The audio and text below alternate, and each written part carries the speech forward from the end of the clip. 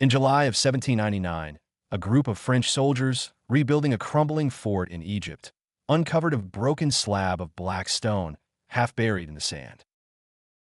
At first glance, it did not appear extraordinary, just another fragment among the ruins of countless empires that had risen and fallen along the Nile. But that stone would become one of the most important archaeological discoveries in human history. Before its discovery, ancient Egyptian hieroglyphs had been silent for over 1,000 years. Temples, tombs, and monuments across Egypt were covered in intricate symbols that nobody alive could truly read. Historians could admire them. Scholars could speculate about them.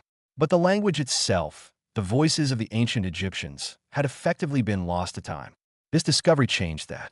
Inscribed with the same decree in 3 different scripts, it became the key that finally unlocked the meaning of hieroglyphs and opened an entire civilization to modern understanding. Without it, much of what we know about ancient Egypt today may have remained hidden forever. I selected this article because it reflects a find that became more than an artifact in a museum. It is a reminder that history is often only one discovery away from being understood again. This is Wikipedia's entry on the legendary Rosetta Stone. The Rosetta Stone is a stele of granodiorite inscribed with 3 versions of a decree issued in 196 BC during the Ptolemaic dynasty of Egypt, on behalf of King Ptolemy V Epiphanes. The top and middle texts are in ancient Egyptian using hieroglyphic and Demotic scripts, respectively, while the bottom is in ancient Greek. The decree has only minor differences across the 3 versions, making the Rosetta Stone key to deciphering the Egyptian scripts. The stone was carved during the Hellenistic period and is believed to have originally been displayed within a temple, possibly at Sais. It was probably moved in late antiquity or during the Mamluk period, and was eventually used as building material in the construction of Fort Julian near the town of Rashid, Rosetta, in the Nile Delta. It was found there in July 1799 by French officer Pierre-François Bouchard during the Napoleonic campaign in Egypt. It was the first ancient Egyptian bilingual text recovered in modern times, and it aroused widespread public interest with its potential to decipher this previously untranslated hieroglyphic script. Lithographic copies and plaster casts soon began circulating among European museums and scholars. When the British defeated the French, they took the stone to London under the terms of the Capitulation of Alexandria in 1801. Since 1802, it has been on public display at the British Museum almost continuously, and it is the most visited object there. Study of the decree was already underway when the first complete translation of the Greek text was published in 1803. Jean-François Champollion announced the transliteration of the Egyptian scripts in Paris in 1822. It took longer still before scholars were able to read ancient Egyptian inscriptions and literature confidently. Major advances in the decoding were recognition that the stone offered 3 versions of the same text, 1799, that the Demotic text used phonetic characters to spell foreign names, 1802, that the hieroglyphic text did so as well, and had pervasive similarities to the Demotic, 1814, and that phonetic characters were also used to spell native Egyptian words, 1822 to 1824. 3 other fragmentary copies of the same decree were discovered later, and several similar Egyptian bilingual or trilingual inscriptions are now known, including 3 slightly earlier Ptolemaic decrees: the Decree of Alexandria in 243 BC, the Decree of Canopus in 238 BC, and the Memphis Decree of Ptolemy IV c. 218 BC. Though the Rosetta Stone is now known to not be unique, it was the essential key to the modern understanding of ancient Egyptian literature and civilization. The term Rosetta Stone is now used to refer to the essential clue to a new field of knowledge. Description: the Rosetta Stone is listed as a stone of black granodiorite, bearing 3 inscriptions, found at Rosetta, in a contemporary catalogue of the artifacts discovered by the French expedition and surrendered to British troops in 1801. At some period after its arrival in London, the inscriptions were colored in white chalk to make them more legible, and the remaining surface was covered with a layer of carnauba wax designed to protect it from visitors' fingers. This gave a dark color to the stone that led to its mistaken identification as black basalt. These additions were removed when the stone was cleaned in 1999, revealing the original dark gray tint of the rock, the sparkle of its crystalline structure, and a pink vein running across the top left corner.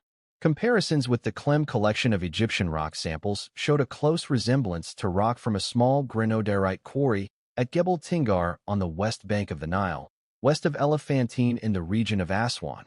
The pink vein is typical of granodiorite from this region. The Rosetta Stone is 112.3 centimeters, 3 feet 8 inches, high at its highest point, 75.7 centimeters, 2 feet 5.8 inches, wide, and 28.4 centimeters, 11 in thick. It weighs approximately 760 kilograms, 1,680 pounds. It bears 3 inscriptions, the top register in ancient Egyptian hieroglyphs, the second in the Egyptian Demotic script, and the third in ancient Greek. These 3 scripts are not 3 different languages, as is commonly misunderstood. The front surface is polished and the inscriptions lightly incised on it. The sides of the stone are smooth, but the back is only roughly worked, presumably because it would have not been visible when the stele was erected. Original stele. The Rosetta Stone is a fragment of a larger stele. No additional fragments were found in later searches of the Rosetta site. Owing to its damaged state, none of the 3 texts is complete. The top register, composed of Egyptian hieroglyphs, suffered the most damage. Only the last 14 lines of the hieroglyphic text can be seen. All of them are broken on the right side, and 12 of them on the left. Below it, the middle register of Demotic text has survived best. It has 32 lines, of which the first 14 are slightly damaged on the right side.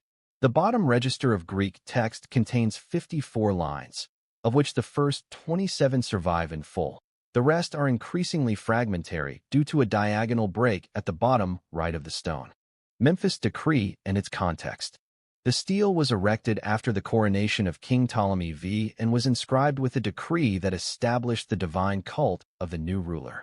The decree was issued by a congress of priests who gathered at Memphis. The date is given as 4 Zandikos in the Macedonian calendar and 18 Mekir in the Egyptian calendar, which corresponds to March 27, 196 BC. The year is stated as the 9th year of Ptolemy V's reign, equated with 197/196 BC, which is confirmed by naming 4 priests who officiated in that year. Eidos, son of Eidos, was priest of the divine cults of Alexander the Great, and the 5 Ptolemies down to Ptolemy V himself. The other 3 priests named in turn in the inscription are those who led the worship of Berenice Euergetes, wife of Ptolemy III, Arsinoe Philadelphos, wife and sister of Ptolemy II, and Arsinoe Philopator, mother of Ptolemy V. However, a second date is also given in the Greek and hieroglyphic texts, corresponding to November 27, 197 BC, the official anniversary of Ptolemy's coronation. The Demotic text conflicts with this, listing consecutive days in March for the decree and the anniversary. It is uncertain why this discrepancy exists, but it is clear that the decree was issued in 196 BC and that it was designed to re-establish the rule of the Ptolemaic kings over Egypt. The decree was issued during a turbulent period in Egyptian history. Ptolemy V Epiphanes, the son of Ptolemy IV Philopator and his wife and sister Arsinoe, reigned from 204 to 181 BC. He had become ruler at the age of 5 after the sudden death of both of his parents, who were murdered in a conspiracy that involved Ptolemy IV's mistress Agathoclea, according to contemporary sources. The conspirators effectively ruled Egypt as Ptolemy V's guardians until a revolt broke out 2 years later under General Lipolemus, when Agathoclea and her family were lynched by a mob in Alexandria. Lipolemus, in turn, was replaced as guardian in 201 BC by Aristomenes of Alesia, who was chief minister at the time of the Memphis Decree. Political forces beyond the borders of Egypt exacerbated the internal problems of the Ptolemaic kingdom. Antiochus III the Great and Philip V of Macedon had made a pact to divide Egypt's overseas possessions. Philip had seized several islands and cities in Curia and Thrace, while the Battle of Panium, 198 BC, had resulted in the transfer of Kuil Syria, including Judea, from the Ptolemies to the Seleucids. Meanwhile, in the south of Egypt, there was a long-standing revolt that had begun during the reign of Ptolemy IV, led by Horwinifer and by his successor Anquinifer. Both the war and the internal revolt were still ongoing when the young Ptolemy V was officially crowned at Memphis at the age of 12, 7 years after the start of his reign, and when, just over a year later, the Memphis Decree was issued. Stele of this kind, which were established on the initiative of the temples rather than that of the king, are unique to Ptolemaic Egypt. In the preceding pharaonic period, it would have been unheard of for anyone but the divine rulers themselves to make national decisions. By contrast, this way of honoring a king was a feature of Greek cities. Rather than making his eulogy himself, the king had himself glorified and deified by his subjects or representative groups of his subjects. The decree records that Ptolemy V gave a gift of silver and grain to the temples. It also records that there was particularly high flooding of the Nile in the 8th year of his reign, and he had the excess waters dammed for the benefit of the farmers. In return, the priesthood pledged that the king's birthday and coronation days would be celebrated annually, and that all the priests of Egypt would serve him alongside the other gods. The decree concludes with the instruction that a copy was to be placed in every temple, inscribed in the language of the gods, Egyptian hieroglyphs, the language of documents, Demotic, and the language of the Greeks, as used by the Ptolemaic government. Securing the favor of the priesthood was essential for the Ptolemaic kings to retain effective rule over the populace. The high priests of Memphis, where the king was crowned, were particularly important, as they were the highest religious authorities of the time and had influence throughout the kingdom. Given that the decree was issued at Memphis, the ancient capital of Egypt, rather than Alexandria, the center of government of the ruling Ptolemies, it is evident that the young king was anxious to gain their active support. Thus, although the government of Egypt had been Greek-speaking ever since the conquests of Alexander the Great, the Memphis Decree, like the 3 similar earlier decrees, included texts in Egyptian to show its connection to the general populace by way of the literate Egyptian priesthood. There can be no one definitive English translation of the decree, not only because modern understanding of the ancient languages continues to develop, but also because of the minor differences between the 3 original texts. Older translations by E. A. Wallace Budge, 1904, 1913, and Edwin R. Bevan, 1927, are easily available but are now outdated, as can be seen by comparing them with the recent translation by R. S. Simpson, which is based on the Demotic text and can be found online, or with the modern translations of all 3 texts, with introduction and facsimile drawing, that were published by Quirk and Andrews in 1989. The stele was almost certainly not originally placed at Rashid, Rosetta, where it was found, but more likely came from a temple site farther inland, possibly the royal town of Sais.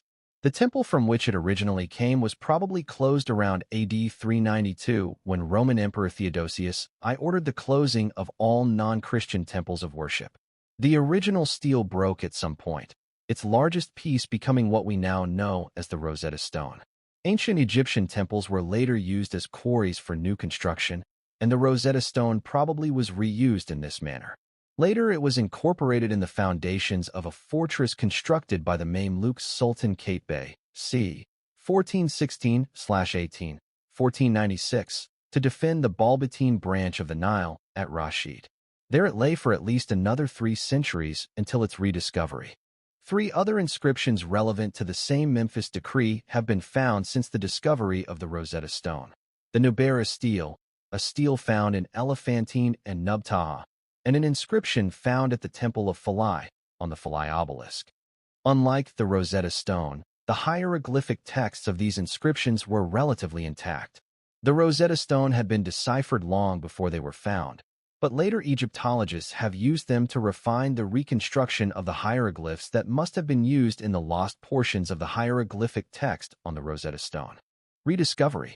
French forces under Napoleon Bonaparte invaded Egypt in 1798, accompanied by a corps of 151 technical experts, savants, known as the Commission des Sciences et des Arts.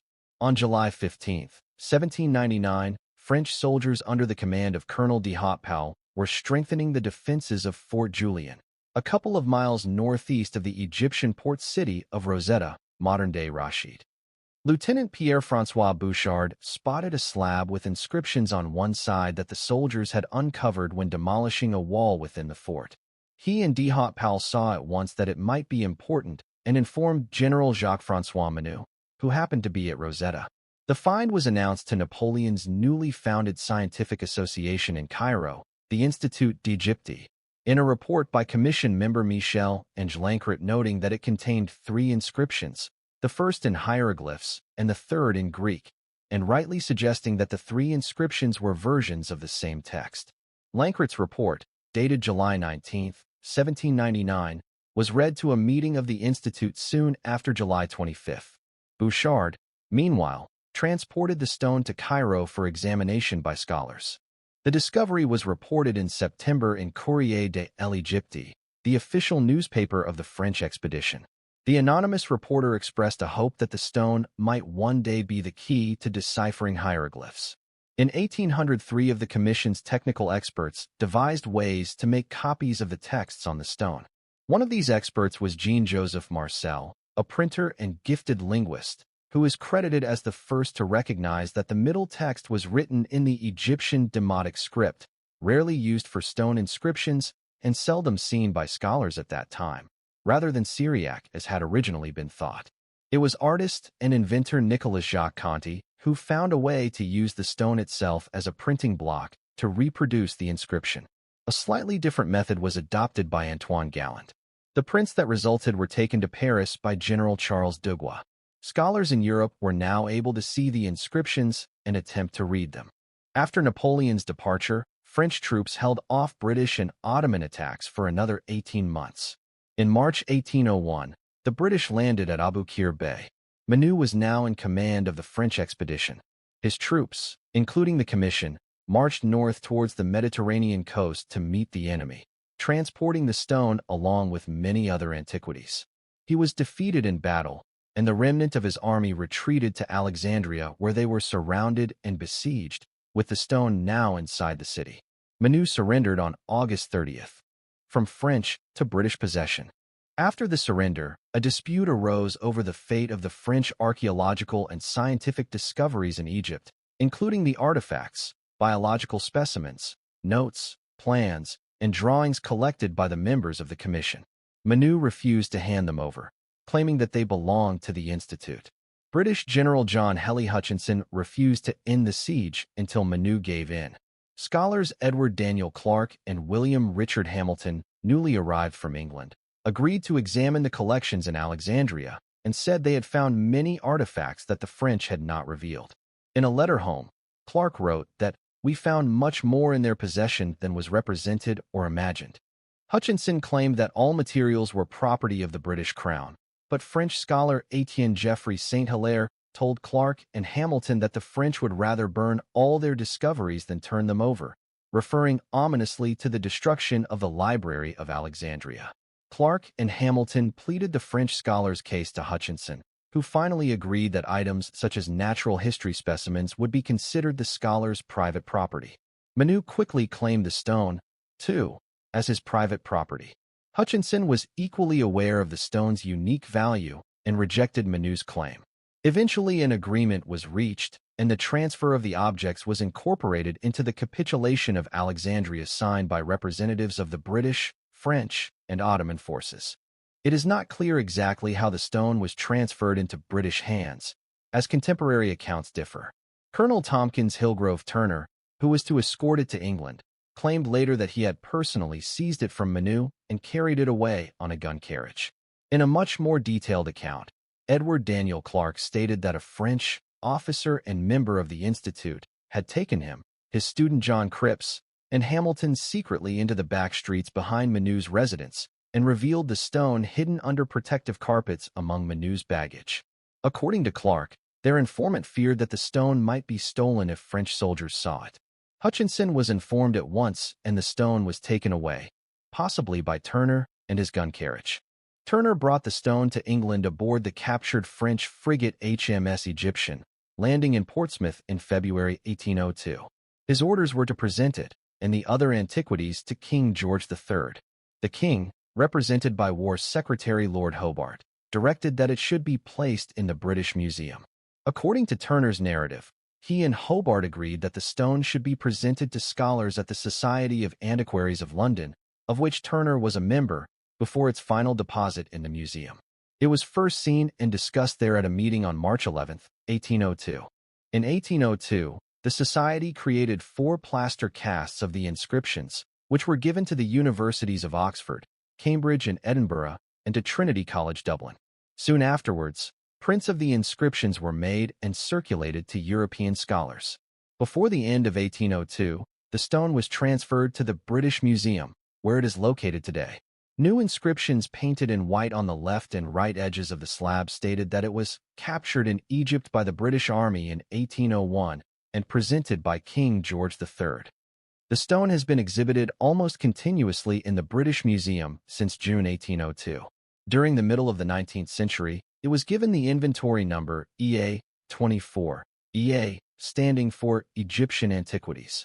It was part of a collection of ancient Egyptian monuments captured from the French expedition, including a sarcophagus of Nectanebo II, EA 10, the statue of a high priest of Ammonius, A 81, and a large granite fist, EA 9. The objects were soon discovered to be too heavy for the floors of Montague House, the original building of the British Museum, and they were transferred to a new extension that was added to the mansion.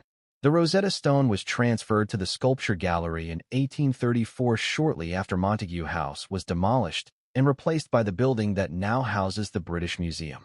According to the museum's records, the Rosetta Stone is its most visited single object. A simple image of it was the museum's best-selling postcard for several decades, and a wide variety of merchandise bearing the text from the Rosetta Stone, or replicating its distinctive shape, is sold in the museum shops. The Rosetta Stone was originally displayed at a slight angle from the horizontal and rested within a metal cradle that was made for it, which involved shaving off very small portions of its sides to ensure that the cradle fitted securely. It originally had no protective covering, and it was found necessary by 1847 to place it in a protective frame, despite the presence of attendants to ensure that it was not touched by visitors. Since 2004, the conserved stone has been on display in a specially built case in the center of the Egyptian Sculpture Gallery. A replica of the Rosetta Stone is now available in the King's Library of the British Museum, without a case and free to touch, as it would have appeared to early 19th century visitors. The museum was concerned about heavy bombing in London towards the end of the First World War in 1917, and the Rosetta Stone was moved to safety, along with other portable objects of value. The stone spent the next 2 years 15 meters, 50 feet, below ground level in a station of the Postal Tube Railway at Mount Pleasant near Holborn. Other than during wartime, the Rosetta Stone has left the British Museum only once, for 1 month in October 1972, to be displayed alongside Champollion's lettres at the Louvre in Paris on the 150th anniversary of the letter's publication. Even when the Rosetta Stone was undergoing conservation measures in 1999, the work was done in the gallery so that it could remain visible to the public. Reading the Rosetta Stone. Prior to the discovery of the Rosetta Stone and its eventual decipherment, the ancient Egyptian language and script had not been understood since shortly before the fall of the Roman Empire. The usage of the hieroglyphic script had become increasingly specialized even in the later Pharaonic period. By the 4th century AD, few Egyptians were capable of reading them. Monumental use of hieroglyphs ceased as temple priesthoods died out and Egypt was converted to Christianity. The last known inscription is dated to August 24, 394, found at Philae and known as the Graffito of Esmatacum. The last Demotic text, also from Philae, was written in 452. Hieroglyphs retained their pictorial appearance, and classical authors emphasized this aspect, in sharp contrast to the Greek and Roman alphabets. In the 5th century, the priest Horapollo wrote Hieroglyphica, an explanation of almost 200 glyphs. His work was believed to be authoritative, yet it was misleading in many ways, and this and other works were a lasting impediment to the understanding of Egyptian writing. Later attempts at decipherment were made by Arab historians in medieval Egypt during the 9th and 10th centuries. Tulnun al-Misri and Ibn Washia were the first historians to study hieroglyphs, by comparing them to the contemporary Coptic language used by Coptic priests in their time. The The study of hieroglyphs continued with fruitless attempts at decipherment by European scholars, notably Pierius Valerianus in the 16th century and Athanasius Kircher in the 17th. The discovery of the Rosetta Stone in 1799 provided critical missing information, gradually revealed by a succession of scholars, that eventually allowed Jean-François Champollion to solve the puzzle that Kircher had called the riddle of the Sphinx. Greek text. The Greek text on the Rosetta Stone provided the starting point. Ancient Greek was widely known to scholars, but they were not familiar with details of its use in the Hellenistic period as a government language in Ptolemaic Egypt. Large-scale discoveries of Greek papyri were a long way in the future. Thus, the earliest translations of the Greek text of the stone show the translators still struggling with the historical context and with administrative and religious jargon. Stephen Weston verbally presented an English translation of the Greek text at a Society of Antiquaries meeting in April 1802. Meanwhile, two of the lithographic copies made in Egypt had reached the Institut de France in Paris in 1801. There, librarian and antiquarian Gabriel de Laporte du Thiel set to work on a translation of the Greek, but he was dispatched elsewhere on Napoleon's orders almost immediately, and he left his unfinished work in the hands of colleague Hubert Pascal Amalhon. Amalhon produced the first published translations of the Greek text in 1803 in both Latin and French to ensure that they would circulate widely. At Cambridge, Richard Porson worked on the missing lower right corner of the Greek text. He produced a skillful suggested reconstruction, which was soon being circulated by the Society of Antiquaries alongside its prints of the inscription. At almost the same moment, Christian Gottlob Heyne in Göttingen was making a new Latin translation of the Greek text that was more reliable than Amalhon's and was first published in 1803. It was reprinted by the Society of Antiquaries in a special issue of its journal Archaeologia in 1811, alongside Weston's previously unpublished English translation, Colonel Turner's narrative, and other documents. Demotic text. At the time of the stone's discovery, Swedish diplomat and scholar Johann David Akerblad was working on a little-known script of which some examples had recently been found in Egypt, which came to be known as Demotic. He called it cursive Coptic because he was convinced that it was used to record some form of the Coptic language, the direct descendant of ancient Egyptian, although it had few similarities with the later Coptic script. French Orientalist Antoine-Isaac Sylvestre de Sacy had been discussing this work with Akerblad when, in 1801, he received one of the early lithographic prints of the Rosetta Stone from Jean-Antoine Chaptal, French Minister of the Interior. He realized that the middle text was in this same script. He and Akerblad set to work, both focusing on the middle text and assuming that the script was alphabetical. They attempted to identify the points where Greek names ought to occur within this unknown text by comparing it with the Greek. In 1802, Sylvestre de Sacy reported to Chaptal that he had successfully identified 5 names: Alexandros, Alexandria, Ptolemaeos, Arsino, and Ptolemy's title Epiphanes, while Akerblad published an alphabet of 29 letters, more than half of which were correct, that he had identified from the Greek names in the Demotic text. They could not, however, identify the remaining characters in the Demotic text, which, as is now known, included ideographic and other symbols alongside the phonetic ones. Hieroglyphic text. Sylvestre de Sacy eventually gave up work on the stone, but he was to make another contribution. In 1811, prompted by discussions with a Chinese student about Chinese script, Sylvestre de Sacy considered a suggestion made by George Zoega in 1797 that the foreign names in Egyptian hieroglyphic inscriptions might be written phonetically. He also recalled that as early as 1761, Jean-Jacques Barthélemy had suggested that the characters enclosed in cartouches in hieroglyphic inscriptions were proper names. Thus, when Thomas Young, Foreign Secretary of the Royal Society of London, wrote to him about the stone in 1814, Sylvestre de Sacy suggested in reply that in attempting to read the hieroglyphic text, Young might look for cartouches that ought to contain Greek names and try to identify phonetic characters in them. Young did so, with 2 results that together paved the way for the final decipherment. In the hieroglyphic text, he discovered the phonetic characters Ptolmes, in today's transliteration Ptwlmys, that were used to write the Greek name Ptolemaios. He also noticed that these characters resembled the equivalent ones in the Demotic script, and went on to note as many as 80 similarities between the hieroglyphic and Demotic texts on the stone, an important discovery because the two scripts were previously thought to be entirely different from one another. This led him to deduce correctly that the Demotic script was only partly phonetic, also consisting of ideographic characters derived from hieroglyphs. Young's new insights were prominent in the long article Egypt that he contributed to the Encyclopaedia Britannica in 1819. He could make no further progress, however. In 1814, Young first exchanged correspondence about the stone with Jean-François Champollion, a teacher at Grenoble who had produced a scholarly work on ancient Egypt.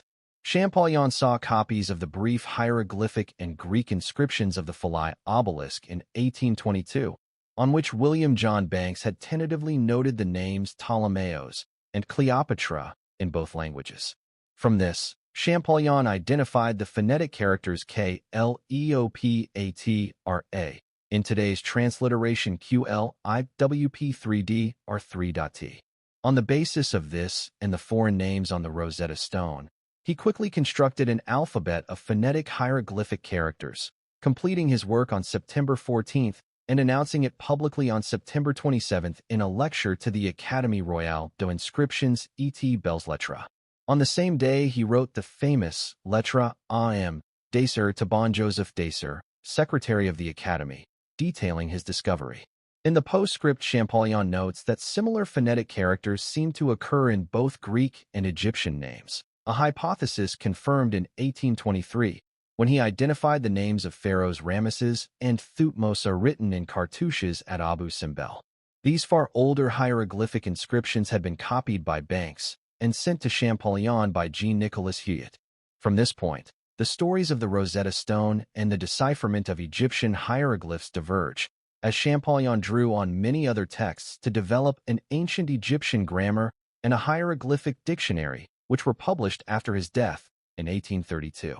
Later work on the stone now focused on fuller understanding of the texts and their contexts by comparing the three versions with one another. In 1824, classical scholar Antoine-Jean Latran promised to prepare a new literal translation of the Greek text for Champollion's use. Champollion in return promised an analysis of all the points at which the three texts seemed to differ. Following Champollion's sudden death in 1832, his draft of this analysis could not be found, and Latran's work stalled. François Salvolini, Champollion's former student and assistant, died in 1838, and this analysis and other missing drafts were found among his papers. This discovery incidentally demonstrated that Salvolini's own publication on the stone, published in 1837, was plagiarism. Latran was at last able to complete his commentary on the Greek text and his new French translation of it, which appeared in 1841. During the early 1850s, German Egyptologists Heinrich Brugsch and Max Ullmann produced revised Latin translations based on the Demotic and hieroglyphic texts. The first English translation followed in 1858, the work of three members of the Philomathean Society at the University of Pennsylvania. Whether one of the three texts was the standard version, from which the other two were originally translated, is a question that has remained controversial. Latran attempted to show in 1841 that the Greek version, the product of the Egyptian government under the Macedonian Ptolemies, was the original. Among recent authors, John Ray has stated that the hieroglyphs were the most important of the scripts on the stone. They were there for the gods to read, and the more learned of their priesthood. Philippe Durchain and Heinz Joseph Thyssen have argued that all three versions were composed simultaneously, while Stephen Quirk sees in the decree an intricate coalescence of three vital textual traditions. Richard Parkinson points out that the hieroglyphic version strays from archaic formalism and occasionally lapses into language closer to that of the demotic register that the priests more commonly used in everyday life. The fact that the three versions cannot be matched word for word helps to explain why the decipherment has been more difficult than originally expected, especially for those original scholars who were expecting an exact bilingual key to Egyptian hieroglyphs. Rivalries. Even before the Salvolini affair, disputes over precedence and plagiarism punctuated the decipherment story. Thomas Young's work is acknowledged in Champollion's 1822 Lettre Am. Decer, but incompletely, according to early British critics. For example, James Brown, a sub-editor on the Encyclopedia Britannica, which had published Young's 1819 article, anonymously contributed a series of review articles to the Edinburgh Review in 1823, praising Young's work highly and alleging that the unscrupulous Champollion plagiarized it. These articles were translated into French by Julius Klaproth and published in book form in 1827. Young's own 1823 publication reasserted the contribution that he had made. The early deaths of Young, 1829, and Champollion, 1832, did not put an end to these disputes. In his work on the stone in 1904 EA, Wallace Budge gave special emphasis to Young's contribution compared with Champollion's. In the early 1970s, French visitors complained that the portrait of Champollion was smaller than one of Young on an adjacent information panel. English visitors complained that the opposite was true. The portraits were in fact the same size. Requests for repatriation to Egypt.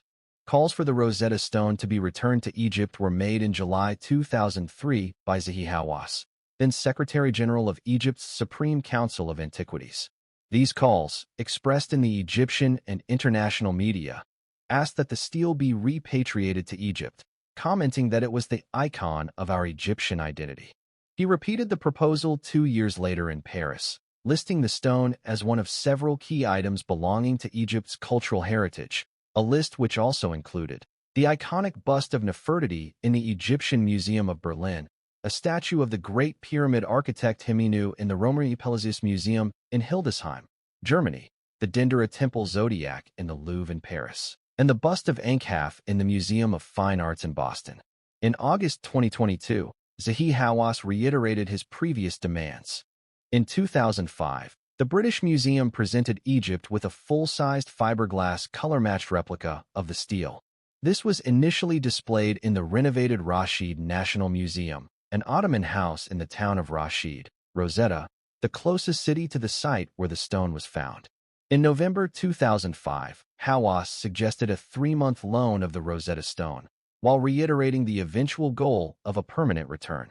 In December 2009, he proposed to drop his claim for the permanent return of the Rosetta Stone if the British Museum lent the stone to Egypt for 3 months for the opening of the Grand Egyptian Museum at Giza in 2013. As John Ray has observed, the day may come when the stone has spent longer in the British Museum than it ever did in Rosetta.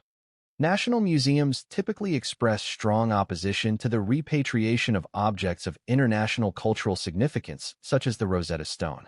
In response to repeated Greek requests for return of the Elgin marbles from the Parthenon and similar requests to other museums around the world, in 2002, over 30 of the world's leading museums, including the British Museum, the Louvre, the Pergamon Museum in Berlin, and the Metropolitan Museum in New York City, issued a joint statement.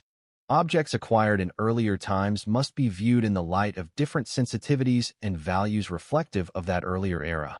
Museums serve not just the citizens of one nation, but the people of every nation. Idiomatic use.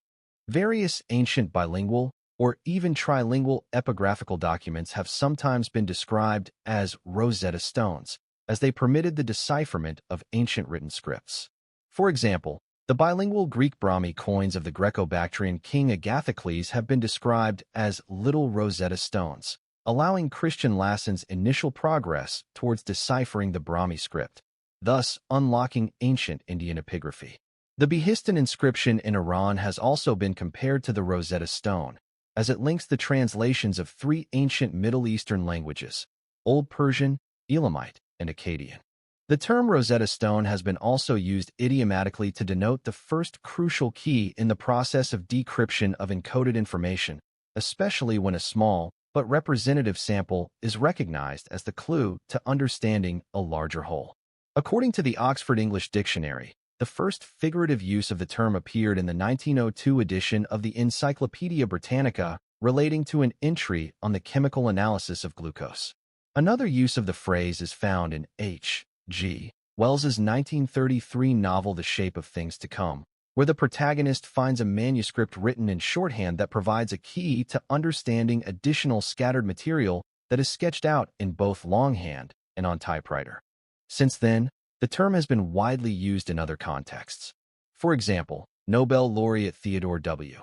Hansch in a 1979 Scientific American article on spectroscopy wrote that the spectrum of the hydrogen atoms has proven to be the Rosetta Stone of modern physics. Once this pattern of lines had been deciphered, much else could also be understood. Fully understanding the key set of genes to the human leukocyte antigen has been described as the Rosetta Stone of immunology. The flowering plant Arabidopsis thaliana has been called the Rosetta Stone of flowering time. A gamma-ray burst, GRB, found in conjunction with a supernova has been called a Rosetta Stone for understanding the origin of GRBs. The technique of Doppler echocardiography has been called a Rosetta Stone for clinicians trying to understand the complex process by which the left ventricle of the human heart can be filled during various forms of diastolic dysfunction. The European Space Agency's Rosetta spacecraft, launched to study the comet 67P/Churyumov-Gerasimenko in the hope that determining its composition will advance understanding of the origins of the solar system. The name is used for various forms of translation software and services. Rosetta Stone is a brand of language learning software published by Rosetta Stone Incorporated, who are headquartered in Arlington County, U.S. Additionally, Rosetta, developed and maintained by Canonical, the Ubuntu Linux company, as part of the Launchpad project, is an online language translation tool to help with localization of software. One program, billed as a lightweight dynamic translator that enables applications compiled for PowerPC processors to run on x86 processor Apple Incorporated systems, is named Rosetta. The Rosetta at Home endeavor is a distributed computing project for predicting protein structures from amino acid sequences, i.e. translating sequence into structure. Rosetta Code is a wiki-based chrestomathy website with algorithm implementations in several programming languages.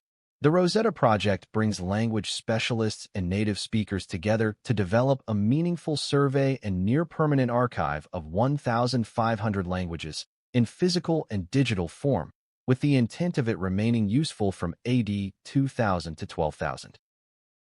Sourced from Wikipedia, May 2025. Produced by ttsreader.com.